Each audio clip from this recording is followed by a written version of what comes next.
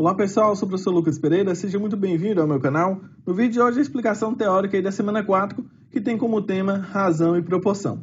Iremos estudar nessa semana a razão entre grandezas diretamente e inversamente proporcionais e proporcionalidade. Estes dois assuntos são de grande importância no nosso dia a dia. Falamos, por exemplo, um carro está a 80 km por hora. Uma determinada cidade tem muitos habitantes morando juntos, densidade demográfica. Se colocarmos mais pessoas trabalhando o serviço, será feito mais rápido, etc. Frases como essas têm como cálculo razão ou proporção. Vamos começar. Bom, a explicação está aqui dentro das atividades, né? Mas vamos lá. Razão cria uma comparação entre duas grandezas. Para fazermos isso, dividimos a primeira grandeza pela segunda grandeza, ou podemos colocar em forma de fração. Vamos aos exemplos. Um carro percorre 80 km por hora. Então, observe aqui as duas grandezas, né? A grandeza quilômetros e a grandeza hora. Primeiro faremos a fração e depois dividimos o numerador pelo denominador. Então, a gente dividiu, né, 80 km por hora e aí achamos aí a resposta, né? 80 dividido por 1 é 80, só que aí agora fica nessas duas grandezas, quilômetros por hora. Né? Então, essa é uma razão. Você deve ter pensado, vejo isso a toda hora. Sim, como disse antes, esse é um assunto que você conhece. 80 km é uma grandeza de distância e 1 hora é grandeza de tempo. Quando dividimos a distância pelo tempo, temos o que chamamos de velocidade. Portanto, a razão entre distância e tempo é a velocidade. Vamos falar de densidade. Uma determinada cidade tem 2 milhões de habitantes e uma área de ocupação de 320 km². Determine a densidade demográfica da cidade. Então, observe que a densidade também é calculada usando duas grandezas, né? A de habitantes e a de quilômetros por metro quadrado. Então, nós temos aí como resultado 6.250 habitantes por quilômetro quadrado.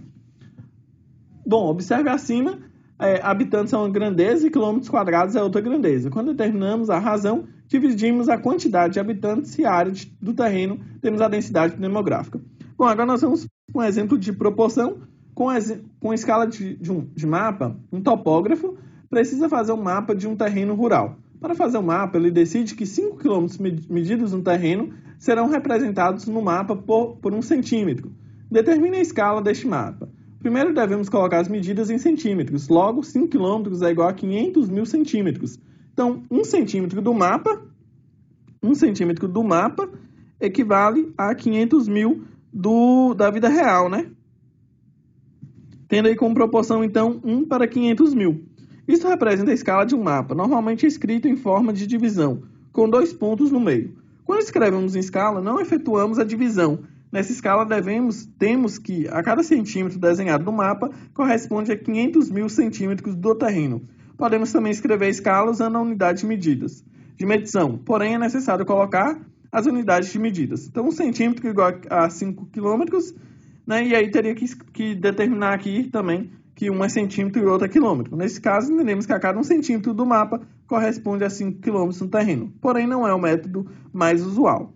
Razão centesimal ou porcentagem, essa com certeza você estuda quase todos os dias. Por exemplo, 10%, 8%, 7,35%. Então, tem aí, né, 10 sobre 100, que é 0,1, ou 10%, 8%, que é igual a 8 sobre 100, ou 0,08%, e 7,35 dividido por 100, que é 7,35%, ou 0,0735.